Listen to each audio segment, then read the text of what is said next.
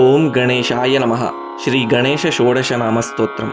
ఏ కార్యమైనా నిర్విఘ్నంగా పూర్తి కావాలన్నా, మనసులోని సంకల్పం సిద్ధిని పొందాలన్నా కూడా ముందుగా ఆ వినాయకుణ్ణి తలుచుకుంటాము.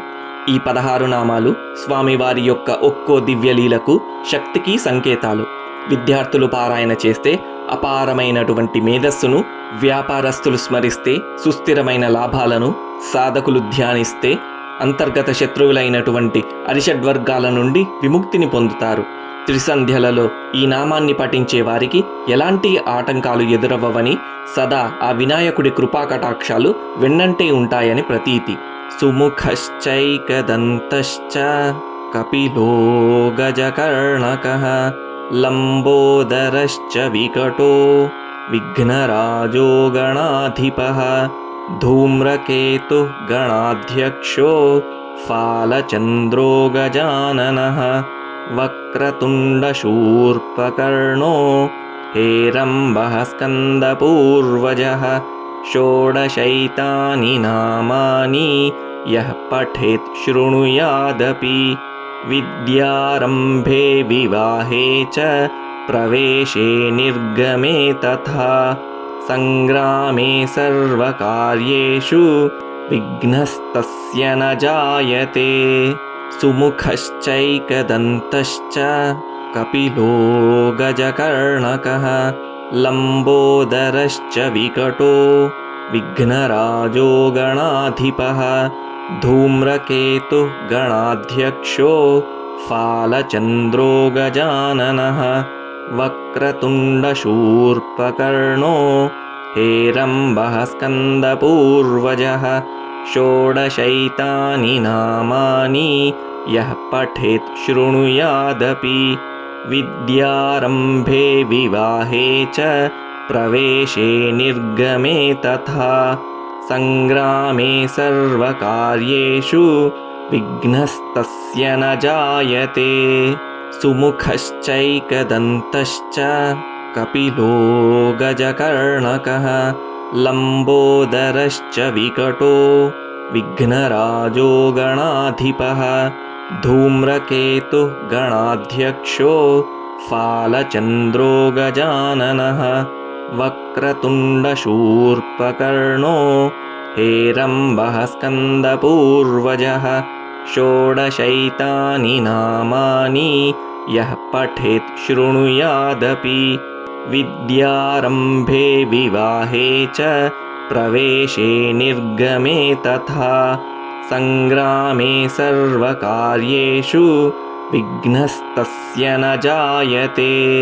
సుముఖశ్చైకదంతశ్చ కపిలో గజకర్ణకః లంబోదరశ్చ వికటో విఘ్నరాజో గణాధిపః ధూమ్రకేతు గణాధ్యక్షో ఫాలచంద్రో గజాననః వక్రతుండశూర్పకర్ణో హేరంబః స్కందపూర్వజః షోడశైతాని నామాని యః పఠేత్ శృణుయాదపి విద్యారంభే వివాహే చ ప్రవేశే నిర్గమే తథా సంగ్రామే సర్వకార్యేషు విఘ్నస్తస్య న జాయతే.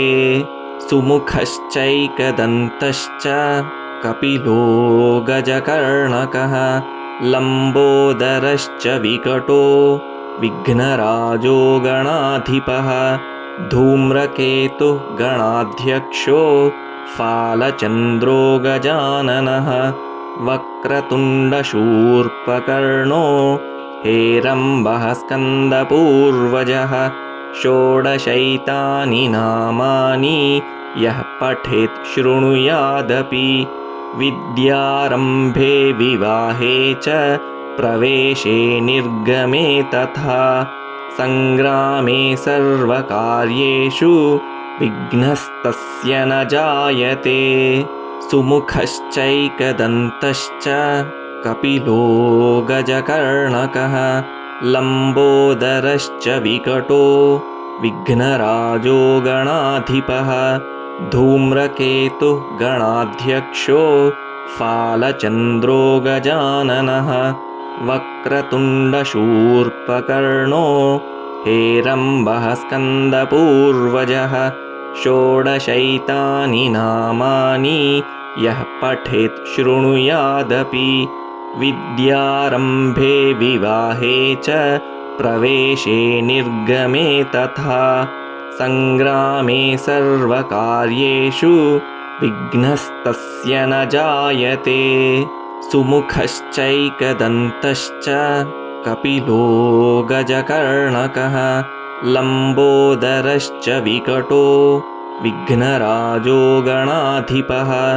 धूम्रकेतुः गणाध्यक्षो फालचन्द्रो गजाननः वक्रतुण्डशूर्पकर्णो हेरम्बः स्कन्दपूर्वजः षोडशैतानि नामानि यः पठेत् शृणुयादपि विद्यारम्भे विवाहे च प्रवेशे निर्गमे तथा सङ्ग्रामे सर्वकार्येषु विघ्नस्तस्य न जायते सुमुखश्चैकदन्तश्च कपिलो गजकर्णकः लम्बोदरश्च विकटो विघ्नराजो गणाधिपः धूम्रकेतुः गणाध्यक्षो फालचन्द्रो गजाननः वक्रतुण्डशूर्पकर्णो हेरम्बः स्कन्दपूर्वजः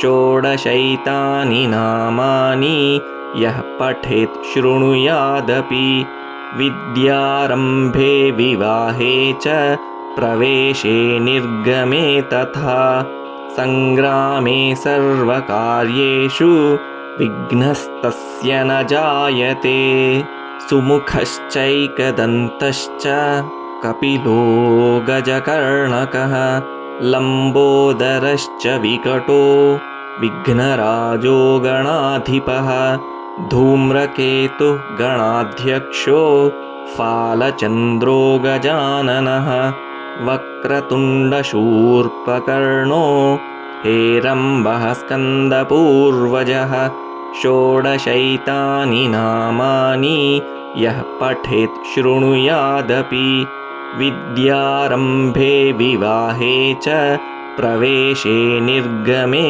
तथा सङ्ग्रामे सर्वकार्येषु विघ्नस्तस्य न जायते सुमुखश्चैकदन्तश्च कपिलो गजकर्णकः लम्बोदरश्च विकटो विघ्नराजो गणाधिपः धूम्रकेतुः गणाध्यक्षो फालचन्द्रो गजाननः वक्रतुण्डशूर्पकर्णो हेरम्बः स्कन्दपूर्वजः षोडशैतानि नामानि यः पठेत् शृणुयादपि विद्यारम्भे विवाहे च प्रवेशे निर्गमे तथा सङ्ग्रामे सर्वकार्येषु विघ्नस्तस्य न जायते सुमुखश्चैकदन्तश्च कपिलो गजकर्णकः लम्बोदरश्च विकटो विघ्नराजो गणाधिपः धूम्रकेतुः गणाध्यक्षो फालचन्द्रो गजाननः वक्रतुण्डशूर्पकर्णो हेरम्बः स्कन्दपूर्वजः षोडशैतानि नामानि यः पठेत् शृणुयादपि विद्यारम्भे विवाहे च प्रवेशे निर्गमे तथा सङ्ग्रामे सर्वकार्येषु विघ्नस्तस्य न जायते इति श्रीगणेशषोडशनामस्तोत्रं सम्पूर्णम्।